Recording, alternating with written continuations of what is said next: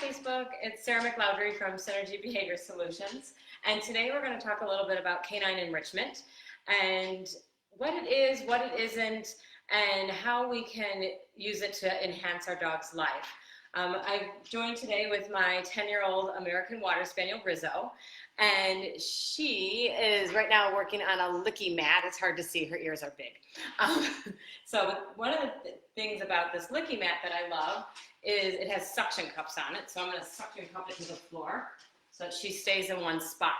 So there can be lots of different types of enrichment. We talk about 6 different types of enrichment for pets in general and dogs.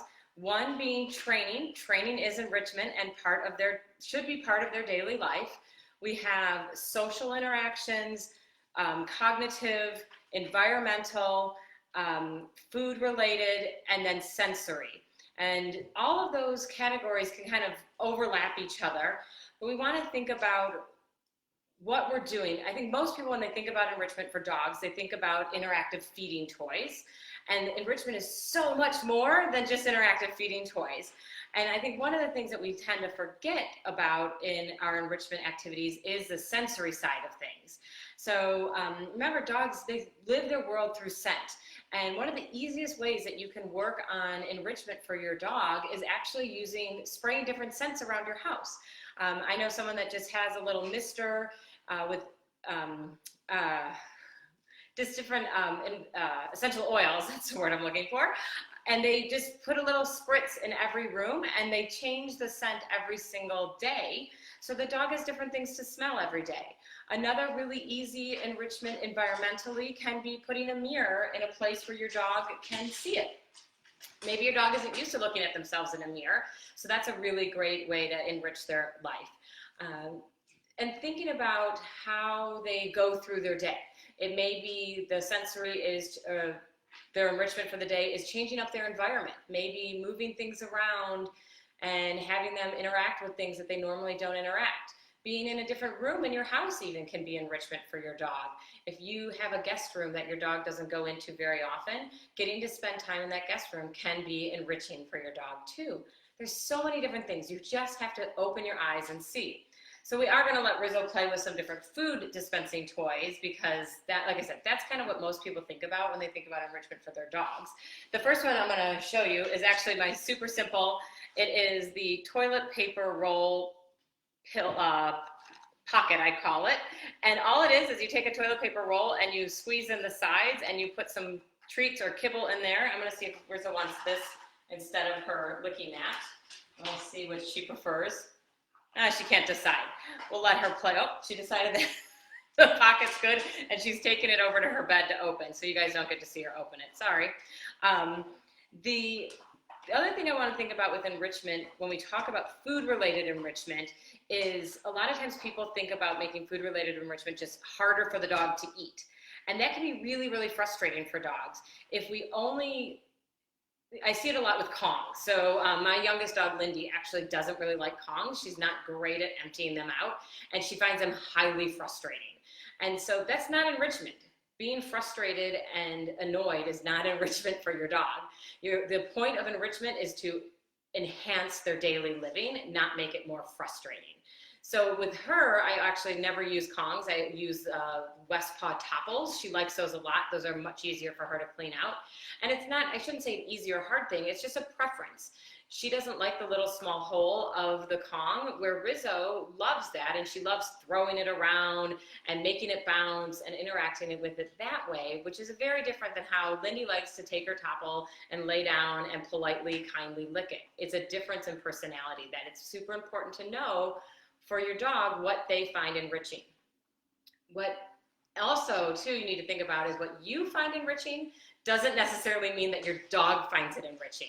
So you might love to go walk along the river, and your dog might actually hate going in water, but you really want to go to walk along the river and interact with them there. And you have to think about, is this how they want their environmental enrichment for the day to be? Rizzo's probably fine walking. She doesn't really like to swim, where Lindy loves to swim. And so that's a very different activity, but both of them could be down by the river. So another great little enrichment game is the box of See, I'm really into toilet paper roll tubes. We're doing a whole lecture actually tomorrow on upcycled enrichment, and goes into that upcycled enrichment category. And there's lots of different ways to use your things around your house to make it enriching for your dog. But I love this one, just a simple box, toilet paper, and then it's got paper towels in here. And we'll see if Rizzo wants to. I'm going to hang onto it so you guys can actually see her play with that one. Otherwise, she may take it off screen again. So Rizzo's really interesting in how she plays with this game. She actually does know how to pick out the tubes and go ahead and find treats that way. My other dog, Bueller, actually just flips the box over time and time again. He does not take the tubes out. It's not his gig. I'm also making it so she can't flip it over right now. So she finds this fun. She loves using her nose. Any enrichment activity for Rizzo that involves using her nose is by far her favorite activity. She likes to use her nose. She's a spaniel. She's a hunting dog. Using her nose is hunting for her. So the more the merrier in her world. Yes, and so I have to always think about, though, how can I make using her nose enriching for her? Because she's actually really good at it. She's an elite level nose work dog. And so doing a simple little puzzle of finding kibble around the house is not very enriching. It is mildly enriching for her. But so right now, she hasn't figured out how to pull the paper towels out of those little boxes. So we'll see if she can figure that out to get to the treats there. And she likes to use her paws. She's a pretty active dog. So the other thing, so we think about scent and how that's enriching. Another really simple enriching way to use scent for your dog is just opening your windows. It's springtime, and so the smells outside your window are very, very different than they would be in the winter. Or maybe someone just mowed their lawn, then you open your windows. That's an enriching scent for your dog. All of those things are really important. Remember, they work through their noses. What can we do to help facilitate that for them? I'm going to go ahead and let that go and see if she figures that out a little bit differently. So I think that people see the puzzle bowls a lot. Puzzle bowls are great. They slow dogs down a little bit. To me, that's just a bowl. It's not enriching. And so what can we do besides that? What other things? We talk about ditching the bowl. In my house, I have 3 dogs. All of them resource guard a little bit. So I have to be very careful. Like, I could not put this toy out and let my other dogs out with Rizzo with it, understandably. She finds it super fun and engaging. We need to be safe and make sure that she's by herself when she plays these games. Notice none of the other dogs are present right now. Lindy's in her crate, and Bueller's upstairs with his favorite boy, and so they're happily engaged in other enriching ways right now. Lindy has an enrichment activity in her crate, too. Speaking of safety, besides that we don't want the dogs interacting with each other during this situation, we also want to make sure that we're not leaving dangerous enrichment activities in crates or unsupervised. So this little game that we're playing here right now, I would not leave for my dog when I'm not home. The only items that I leave for my dogs when I'm not home with them would be a Kong or a Topple or a Tux. Otherwise, forget it. I'm not leaving it home. I'm too afraid that they're going to chew it. There are dogs who can chew through a Kong or a Tux. So you just have to know what your dog does. My dogs do not chew through those items, so I am safe giving them those items. Another super easy enrichment activity is actually just shredding stuff. I do have to be careful with that with Rizzo. She does like to eat inappropriate items. But shredding, if I'm supervising, totally a great activity for her and nice and enriching and does lots of different things for her.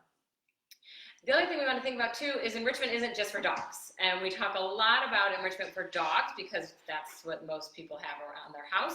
But people forget that cats need enrichment also. They do great with scent enrichment. They do great with interactive food toys. You just have to introduce it. It just is a new concept to them, and there's no reason they can't learn to do it. They love to hunt. One of my fellow trainer friends, Tabitha, she likes to hide little Easter eggs around her house and let her cat find them, and she hides them at night. So, because that's where cats prefer to hunt is at nighttime. So she sets that up to what their normal, natural needs are and enriches their life that way.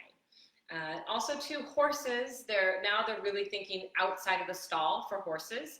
It's not being in a stall all day long for horses, a pretty boring life and not what they are normal to do. So there's like there's hay baskets, things like that, other activities to do to keep them engaged. Birds also too. Birds aren't used to being kept in a cage. That's not what they're evolved to do.